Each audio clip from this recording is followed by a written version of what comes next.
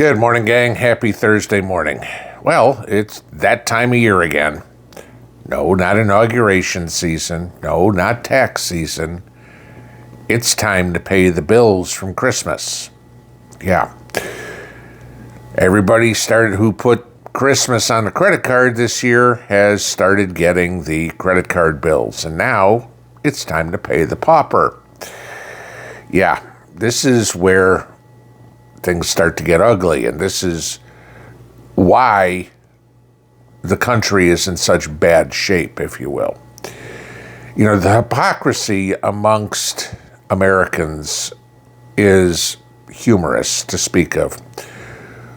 We scream and yell and bitch and moan about the government's $36 trillion in debt. They spend money they don't have, yada, right? We've all said it, including me. Until you look at the American households, I'm not talking about businesses, I'm not talking about municipalities or city governments or anything like that, the state. I'm talking about the American household. We, collectively, are $18 trillion in debt. Okay? So half the debt the government has, we've all accumulated on our own. And that's anywhere from mortgages to car payments to credit cards to payday loans to buy now, pay later loans to God knows what. $18 trillion. And yet, the American people have the audacity to bitch that Congress doesn't manage money correctly. The average household in the United States is $104,000 in debt. The median income in the United States is about $51,000. So that means 2 years' worth of salaries just to pay off the debt they're in. Yeah, it's time to stop going to Starbucks. It's time to stop going out to lunch. It's time to stop spending money. It's the only way we're ever going to get this country back. We bitch and moan left and right. How many times did you hear Joe Biden's not the one in control of the country? It's the Rothschilds, or it's Jeff Bezos, or it's Bill Gates, or whatever. It's the billionaires. How'd they get there?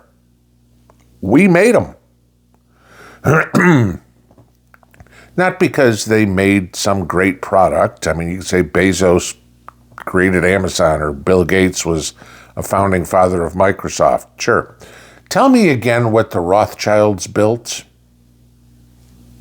Right? They built a huge banking industry. And what do banks do? Banks take your money. This is it.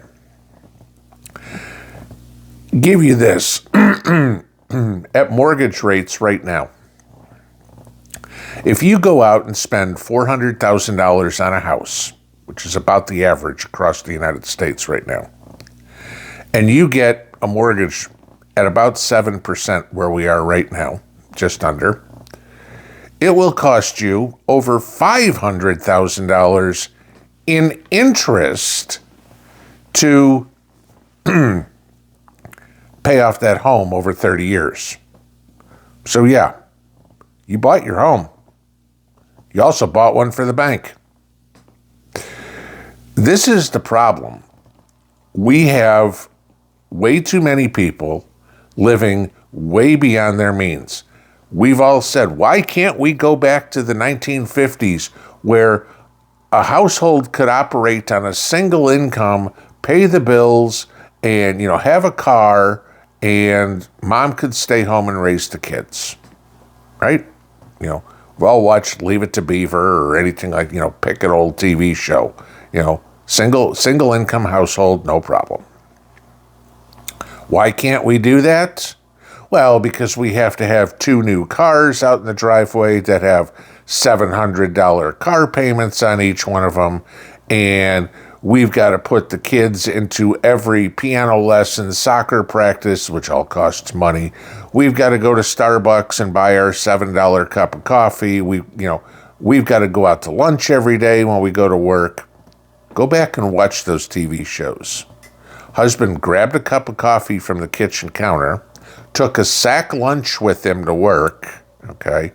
And if they had a car, they had one. This was it. Look at the house that they were in. Granted, this is TV, I understand, but this was basically real life. It was a modest house. It didn't have, all the crazy stuff in it. Sure, we have more technology now. They didn't have internet to pay for back then or anything. But they had one TV in their house. How many TVs do people have now? Quite a few, right? How many do you watch? I've got one TV in my house. I think it's been turned on one time since Thanksgiving. Mrs. P and I watched a movie. Yippee, okay? If I didn't have a TV in the house, I wouldn't care. But the whole point is, people are borrowing money for anything and everything. And we all know, it's biblical, okay? The borrower is a slave to the lender. All we're doing is making these bankers richer and richer and richer while we bitch about it. You don't like the fact that, Jamie Dimon makes, hundreds of millions of dollars? Stop feeding the beast, okay? Stop borrowing money like crazy. Again, it's, if you can't afford it, don't buy it. If you can't pay for it in cash, don't buy it. If you can't pay off the credit card at the end of the month, don't use it. I mean, I get the fact that there is something called good debt, if you will. And you could argue that buying a house is good debt, even though, like I just told you, it would cost you more than 100% in interest to pay off a house over 30 years. Start making double payments, or 1.5 payments, or 1.25 payments, or something. Pay more than you owe. You'd be amazed how fast you can start knocking down principal when you're adding a significant amount of money to the back end of the loan. And all of a sudden it's like, honey, we were going to be paid off in 30 years. Now we're paid off in 27. Now we're paid off in 22. So Mrs. P and I did. I mean, we shoveled every penny we could into paying off the mortgage. Okay. It wasn't going out to dinner. It wasn't going to Starbucks. Not that I ever go to Starbucks. It was shoveling money into paying bills. A lot of you, some of you, have said to me, sent me emails, we just paid off the house or whatever. And I mean, there's the greatest feeling in the world isn't the day that you pay off the house. The greatest feeling in the world is financial feeling. Is the following month on the 1st when you go, holy shit, I don't have to write this check again. Honey, there's a lot of money left in the bank. Because all of a sudden you didn't have to write that $1,000, $1,500, $2,000, keep going mortgage payment because it's gone. And all of a sudden you have an asset, not a liability anymore. We get to the point, this is basically what globalism is, okay? The rich get richer and the poor get poorer. We've all heard that the middle class is disappearing.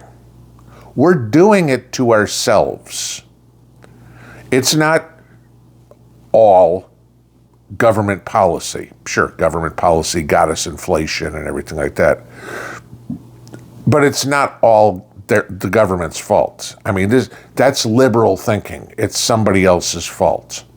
Trump's not going to save us, guys. Trump is not going to come in here and go, ping, everybody all of a sudden has all the money they need to pay off all their bills and to do everything they want, and, everything's good again. If you're waiting for that, you'll be waiting forever, okay? You have to accept responsibility for your own lot in life. Sure, you've got to deal with whatever's going on, inflation, or food costs go up for things other than inflation. Gee, there was wildfires in California. Maybe that's going to interfere a little bit with the production of food. Prices may go up. Gee, it's snowing in Florida. That might kill some of the orange harvest. So orange juice might go up. Yeah, we have to deal with things like that are completely out of our control. I get it. Okay. So maybe for the next year, you drink apple juice instead of orange juice. I don't know, something. You figure it out. But you don't go, well, gee, you know what? Orange juice went from $4 a gallon to $7 a gallon. I guess I'll just have to suck it up and, still buy my gallon of orange juice every week for an extra $3. And you go, well, there's $150 a year. Okay. That nothing different that you got. No, you make changes. It's hard. I'm not going to tell you any other way. It's hard to do this. It sucks when you see everybody else out going out to the bars, going out to dinner, going out to do all this, and you're sitting at home on a Friday night, on a Saturday night. You know what? You want to be out with your friends. But then sit and look at it and go, on Sunday morning when you wake up and they're sitting around with a hangover and a credit card bill, and you look and go, I've still got that $50 or whatever it is in my checking account. Do that every Saturday night for a year. And at the end of the year, you go, I still got $200 or $2,500 in my checking account. Now who's the one who's happy? They're going, oh my God, I can't believe it's Christmas. I got to put everything on a Christmas card. And you're going, I got $2,500 in cash, all right? That I didn't spend. Because what happens is you suffer a little bit now, but then you don't have to suffer later. Everybody has dreams of retirement. It's nice, I will tell you that. I mean, semi-retired, but okay. But I still decide when I work, what I do, if I work. If I want to take a week off, I take a week off, whatever it would be. I pick and choose what I want to do. Nobody else tells me what I want to do. That's a nice feeling, okay? You go through this and you say, what's going on in this world? I'll give you this. 2.5% of the wealth in this country is owned by the bottom 50% of the people. So that means the top 50% own 97.5% of the wealth in this country. Do you see how the rich are getting richer and the poor are getting poorer? We're doing it to ourselves. This is what globalists want. Are there any poor people in Davos this week? No. Why are they setting all these policies? Because it'll make them richer and you poorer. They want control. They don't care about you. Gee, climate change, how are we going to fix it? Well, we'll charge people a carbon tax. Really? What happens to that money? Are you going to go plant more trees? Oh, wait a minute. No, we can't do that because the carbon dioxide, we wouldn't want to take the carbon dioxide out of the air. If we do something like that, oh my God, then we'd have nothing to bitch about. Are they going to raise the ocean, lower the ocean? Can they change the temperature? No, they're just taking that money to make you feel better. Oh, I did something for the world. I paid my $100 in carbon tax. And Klaus Schwab's going, thank you. That'll pay for the next hooker I need to get. Okay. This is it. You're being played and you're doing it to yourself. Get out of debt. No question. Do whatever you can. I mean, for some people, it may be tough. It may mean sell one of the cars. Gee, we can't afford this. We don't need it. Okay? Maybe it means have a garage sale and get rid of a whole bunch of junk you don't need anymore. Maybe it means, I don't know, canceling